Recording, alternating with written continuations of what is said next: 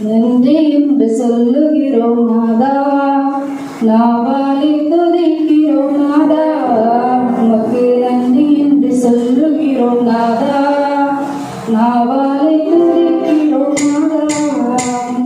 நன்றி இயேசு ராஜா, நன்றி இயேசு ராஜா, நன்றி இயேசு ராஜா, நன்றி இயேசு ராஜா.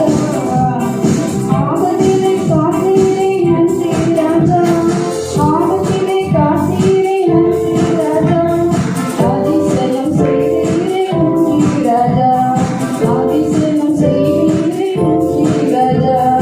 நன்றி என்று சொல்லுகிறோம் நாதா, நாவாலை துதிக்கிறோம் நாதா, நன்றி என்று சொல்லுகிறோம் நாதா, நாவாலை துதிக்கிறோம் நாதா.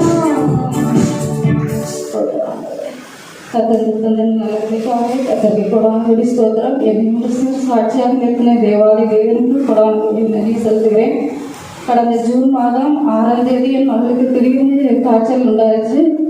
இவ பேர் ஜோன்ஸு. அப்போ 5 கிராமத்தில் ஒரு ஹாஸ்பிட்டலில் பார்த்தோம், ஒரு பெரிய ஹாஸ்பிட்டலில்.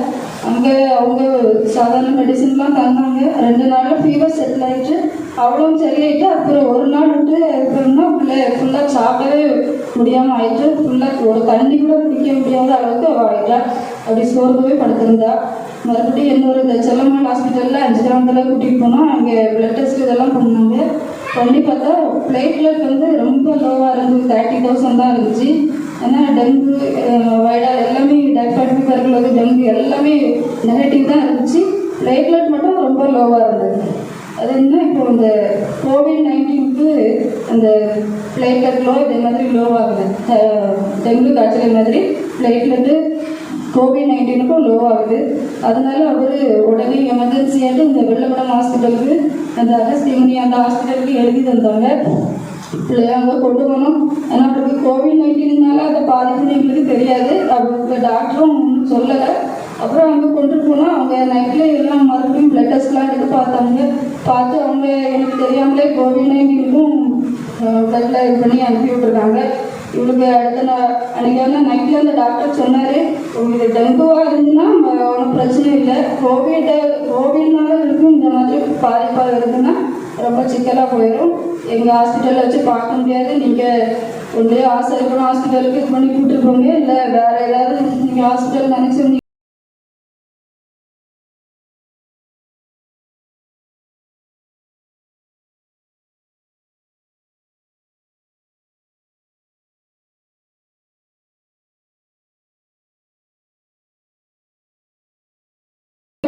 ஃபார்ம் ஆகிட்டு பிளட்ல.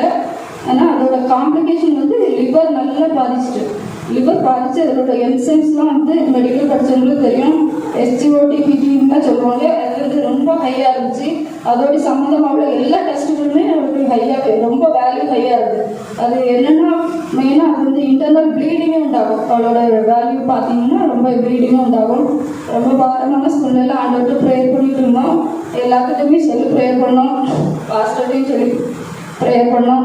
பாஸ்டர் சொன்னாங்க, நீங்கள் ரிப்போர்ட் என்னவா இருக்கட்டும் சிஸ்டர், நீங்கள் அதை பற்றி கவலைப்படாதீங்க, ஆண்டவராக சுதந்திர முடியும் அப்படின்னு சொல்லி ஊக்கமாக சொன்னாங்க.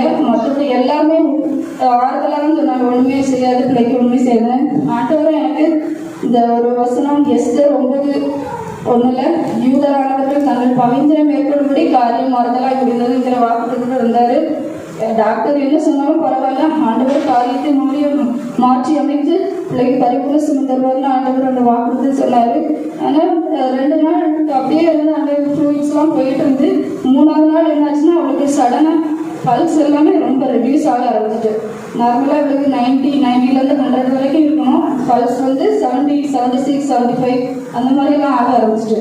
அவங்களும் அவங்களுக்குள்ள சிஸ்டருக்குள்ளெல்லாம் பேசிக்கிட்டாங்க, டாக்டருக்கெல்லாம் இன்ஃபார்ம் பண்ணிட்டாங்க. எனக்கு ரொம்ப கஷ்டமாக வச்சு ஆண்டவரே, இந்த பிள்ளை அவங்க எங்களுக்கு காம்ப்ளிகேஷன் ஆனால் எங்களால் ஒன்றுமே பண்ண முடியாது, இல்லை ஆண்டவர் கிருபையால் அப்படி நலமாக வந்துட்டாலும் பரவாயில்ல, இல்லை கட்டி கஷ்டம்தான், அவளோட கேஸு கஷ்டம்தான் அப்படிங்கிற மாதிரி தான் சொன்னோம். உயிருக்கு ஃபுல்லாக ஆபத்து மாதிரி கேரண்டி அவங்க கொடுக்கவே இல்லை, எங்களால் முடியாது, நாங்களாலே பார்க்க முடியாதுன்னு சொன்னாங்க. எனக்கு ரொம்ப மனவேதனையாக இருந்து அன்றைக்கி அவள் பல்ஸ் வேறு ரொம்ப ரெடியூஸ் ஆகுது. உடனே உள்ள தனியாக ட்ரீட்மெண்ட் ரூமுக்கு ஷிஃப்ட் பண்ணி நிறைய வேறு எதுவும் ப்ளட் டெஸ்ட்டுக்கும் இல்லை வேறு இன்னொரு பென்ஷன் போடுறதுக்காகவும் உள்ள ஒரு ரூம்குள்ளே ஷிஃப்ட் பண்ணி பிள்ளையை கொண்டுட்டு போகிறாங்க. அந்த நேரத்தில் ஆண்டவர் எனக்கு ஆண்டவர் இந்த மாதிரி வாக்குத்தத்தங்கள்லாம் தந்துருக்கீங்க, எல்லாருமே ஒரு பாசிட்டிவாக தான் சொல்கிறாங்க, ஆனாலும் பிள்ளையோட நிலைமை ஒரு சைடே தான் இருக்குது அப்படின்னு சொல்லி நான் யோசித்து அழுதுட்டு இருக்கும்போது ஆண்டவர் இந்த நம்ம யூடியூப்பில் ஜீசஸ் ரெடியூஸில் இந்த மன்னியுங்கள் என்று சொன்னவரை மன்னிக்கும் இதயம் தாருங்கிற ஒரு பாடல் மூலமாட்டு அதில் மன்னிக்கிற குணத்தை பற்றி ஆண்டவர் என் மூலமாக பேசினார். எப்படின்னா கடந்த வருஷத்தில் என்னோட கணவர் பிரைட் ஸ்ட்ரோக்கில் மறித்து போனாங்க. கணவர் மறித்து போன பிறகு கணவர் வீட்டில் உள்ளவங்க அவங்களுக்கு விரோதமாக சில தியானம் பேச்சுகளை பண்ணி பேசிக்கிட்டு இருந்தாங்க, செயல்களை பண்ணாங்க. என்னால் அதை மன்னிக்கவும் முடியல, மனசில் ரொம்ப கசப்பாகவே இருந்து அதனால் அவங்க ஃபோன் பண்ணால் கூட நான் ஃபோன் கால் எல்லாமே பிளாக் பண்ணி இது பண்ணி வச்சுட்டு அவங்கள மன்னிக்க முடியாத ஒரு கசப்பாடு அவங்கள நினச்சாவே ஒரு கசப்பாகவே இருந்து ஆண்டவர் அந்த காரியத்தை அந்த நேரத்தில் எனக்கு உணர்த்தினார். உடனே நான் ஆண்டவருடைய வார்த்தைக்கு கீழ்ப்படிஞ்சு உடனே அவங்களுக்கு ஃபோன் பண்ணி அவங்கள்ட்ட இது பண்ணி மன்னிப்பு கேட்டேன்.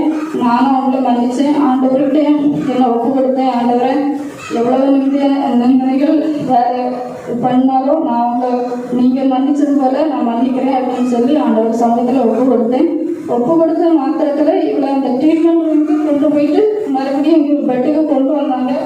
கொண்டு வந்ததுதான் அவள் நல்லா சிரிக்க ஆரம்பிச்சிட்டா.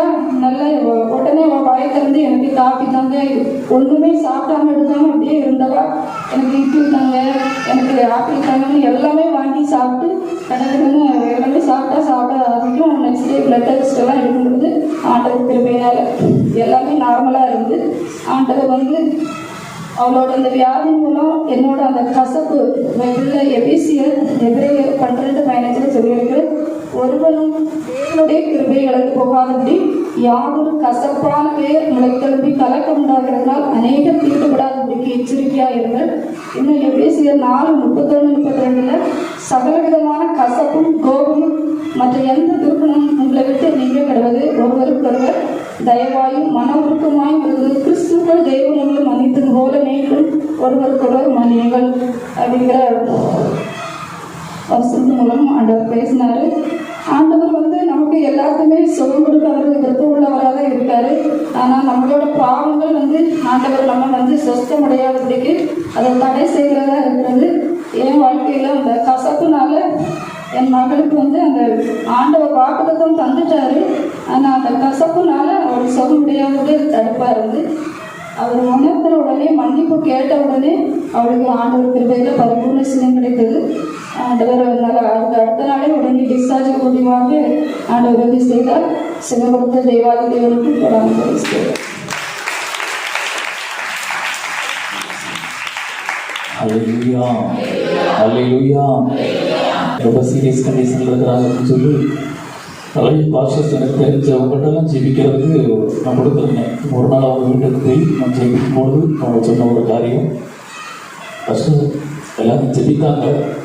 ஆனால் நைட்டு ஆண்டவர் எனக்கு உணர்த்தின காரியம், உனக்குள்ள கசப்பு இருக்குது, மற்றவங்களை நம்பிக்க முடியாத சுகம் உனக்குள்ள இருக்குது, அதை மாற்று அப்படின்னா அந்த நைட்டு நான் யாருக்கெல்லாம் பேசாமல் யாருக்கு மேலெல்லாம் கசப்பு வைத்திருந்தேனோ அவங்ககிட்டெல்லாம் போட்டு நான் நாட்டே மன்னிப்பு கேட்டேன். ஒருவேளை தவிர அவங்ககிட்ட இருந்துட்டு போட்டு ஆனால் நானே என்ன செய்யணும், என்கிட்ட தப்பு இருந்து நான் மன்னிச்சேன்னு சொல்லி நானே என்ன செய்யணும் அவங்ககிட்ட போய் மன்னிப்பு கேட்டேன். அது வரைக்கும் டாக்டர் முடியாது கேள்விக்குன்னு சொல்லிட்டு இருந்த அந்த சமயத்தில் ஆண்டவர் என்ன செய்தார், அந்த மன்னிப்பு கேட்டு அடுத்த செகண்ட்லையும் பிள்ளை என்ன செய்து பேச ஆரம்பிச்சுட்டு சாப்பிட ஆரம்பிச்சுட்டு ஒரு பெரிய ஒரு மாற்றத்தை கற்றுக் கொடுக்க ஆரம்பித்தார். தட்டி அல்லேலூயா. சின்ன காரியங்கள் நம்முடைய வாழ்க்கையில் சில ஆசீர்வாதத்தை தடப்படுறதுக்கு சின்ன காரியங்கள் நமக்கு அது பெருசாக தெரியாது. ஆனால் பெரிய ஆசீர்வாதத்தை தடைப்படுகிறதற்கு சின்ன அழைப்பு போல சில தடைகள் இருக்கும். அதையும் தேவனுடைய சமூகத்தில் ஒப்பு கொடுத்து அதற்கு கீழ்ப்படிந்து வாழ்கிறதற்கு நம்ம அர்ப்பணித்தால் ஒரு பெரிய நன்மையை பெற்றுக்கொள்ள முடியும். அல்லேலூயா.